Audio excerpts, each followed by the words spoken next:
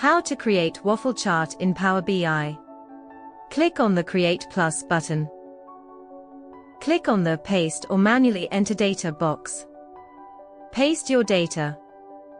Click in the Name text box to change the table name. Click on the Create a Blank Report option. Click on 3 dots, then select Get More Visuals. Search for Waffle Chart by VisioChart. Click on the Waffle Chart icon to add in the report. Select Measure and Dimension columns.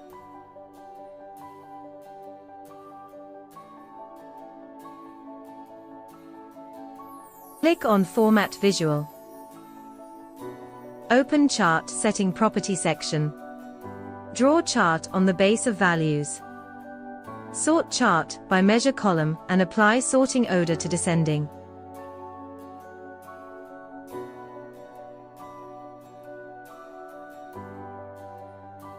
Close Chart Setting Property section.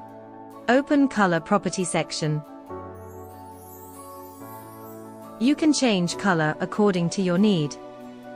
Click on File button and select Save option.